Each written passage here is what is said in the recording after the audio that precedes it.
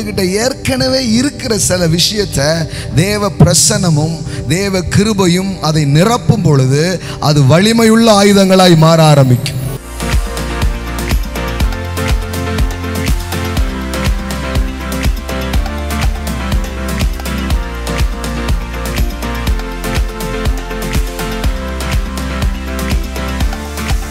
வீட்டில் உன்னிடத்தில் என்ன இருக்கிறது சொல் என்றான்.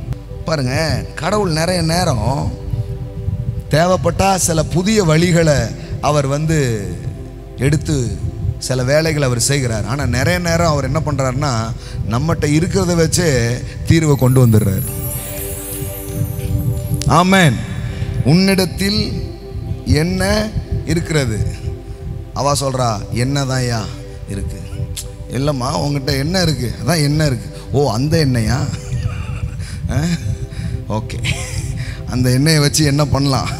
அங்கே பாருங்க, அதற்கு அவள், ஒரு குடம் எண்ணெய் அல்லாமல் உமது அடியாளுடைய வீட்டில் வேறொன்றும் இல்லை. பாருங்க, தீர்க்கதரிசியும் என்ன இருக்குதுன்னு கேட்கும்போது இவ சொல்றா, என்னெல்லாம் இல்லைன்னு சொல்லாமல் என்ன சொல்றா? என்ன இருக்குன்றத சொல்றா. ஒரு குடம் என்ன மட்டும் இருக்குது அப்படின்றான். அப்பொழுது இப்போ பாருங்களேன், தேவனுடைய செயல் நிறைய நேரம் எப்படி இருக்குது பாருங்க. நம்மக்கிட்ட என்ன இருக்குதோ அதை பெருக்க ஆரம்பிக்கிறார். ஆமென், ஆமென். வேற எங்கேயோ இருந்தெல்லாம் வர வேண்டியதில்லை. நம்மக்கிட்ட இருக்கிற அந்த மேட்டரை வச்சே அவர் ஒன்றை செய்ய வல்லவராக இருக்கிறார். ஆமென். நீங்க ஃபுல்லாக பாருங்க, உங்ககிட்ட என்ன இருக்குது? என்ற ஒரு கோல் தான் இருக்குதுன்றான். இன்னொரு கேள்வி, ஆண்டவர் அழைக்கும் பொழுது மக்களை பார்த்து கேட்குற இன்னொரு கேள்வி தெரியுமா? உன்னிடத்தில் இருப்பது என்ன? இந்த கேள்வி நிறைய இடத்துல இருக்குது பைபிளில். என்ன இருக்குது? ஆண்டவரே, கோல் தான் இருக்கும். கையில் என்ன இருக்குது? கோல் தான் இருக்குது. அதை நீட்டு. இந்த கோலை வச்சு, இந்த குச்சியை வச்சு பார்வோனை விரட்டி ஆமென் ஜனங்களை வெளியே கொண்டு வந்துடலாம். என்ன இந்த கம்பா? இதை வச்சு ஆட்டை கூட விரட்ட முடியாது.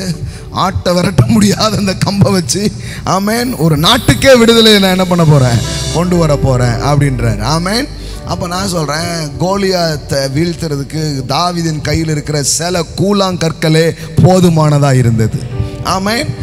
உங்ககிட்ட ஏற்கனவே இருக்கிற சில விஷயத்தை தேவ பிரசன்னமும் தேவ கிருபையும் அதை நிரப்பும் பொழுது அது வலிமையுள்ள ஆயுதங்களாய் மாற ஆரம்பிக்கும். ஆமென். புதிய தீர்வுகள் மாத்திரமல்ல, உங்களிடத்தில் என்ன இருக்கிறதோ அதை கொண்டு தேவன் சில மாற்றங்களை உங்கள் வாழ்க்கையில செய்ய ஆரம்பிக்கிறார்.